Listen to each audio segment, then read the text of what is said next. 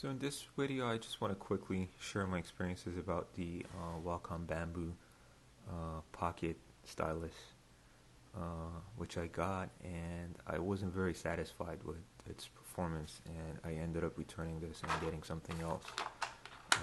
But I want to share my experiences because I didn't find that many videos about the performance of this stylus on the internet. There are some good videos that show you how it works and how you can change the color rings that you see here, and some other information about it, but I didn't see much about how it actually performs, so I want to share my experiences with everybody. And I should mention that I have a Intel 5 tablet, and I have high regards for Wacom and the products that they make, and I believe the original Wacom bamboo stylus that they've released is one of the most popular and good performing ones. My guess is that the bad experience that I had with this particular one might be specific to this, so I haven't tried the original one. But if you're interested in that, that might not have the issues that I'm talking about here. So here we're looking at the package. Before we get to the performance, let's look at some of the packaging and the general build quality and construction of the stylus. I mean, in every aspect, the build quality was really high.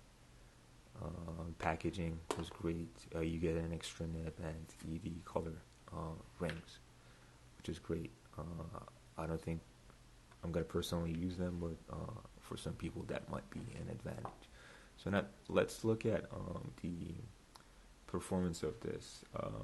I should mention up front that after I was done with recording these tests, I wasn't that happy with the way that I recorded them. They may not be very helpful to people, so I'm just going to try to explain and describe my experiences. Here you're seeing that I'm trying to draw lines end to end on the screen, and with a very light touch, it's skipping parts of the lines, and you can see me that I'm trying to hit the clear button multiple times with a light touch, and it's not working, and it's very frustrating. And actually, all the issues that I'm trying to present here, I think the key underlying issue is that you need to put a certain amount of pressure on the nib for it to register on the screen, and I find that threshold of pressure to be a little too high. I had a very cheap stylus before that I'm going to show here, and that with a very light touch, it does register, so I'm sort of used to that. You can see that here I'm trying to draw the diagonal lines and it's not registering them. And if I did the same thing with a heavier touch, I'm definitely sure that it would have worked. The problem is that with a light touch, it does not do that. Again, I'm trying to do more tests here. You can see that again, it skipped part of the line.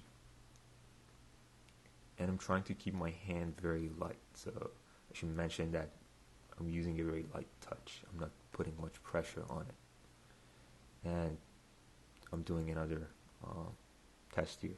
Again, you can see that the start of the scribbling, the beginning part of it, did not fully register. So now let me switch to that cheap stylus that I talked about. I'm putting the same amount of pressure when I'm using this stylus, but now you can see that it registers, completely every move that I'm making.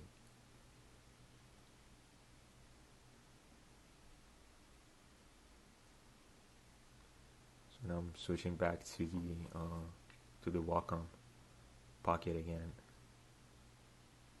The problem is that sometimes it works fine, but all of a sudden you're going to see that it's going to skip part of the line. Again, the first line, it only registered like the middle part of the line. So here you can see that I'm trying to hit the undo button and it doesn't always register, which is, you know, a little frustrating.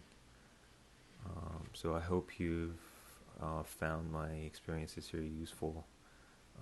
You could still give it a try. It may work fine for you, but I didn't have a very positive experience with this. Thank you for watching.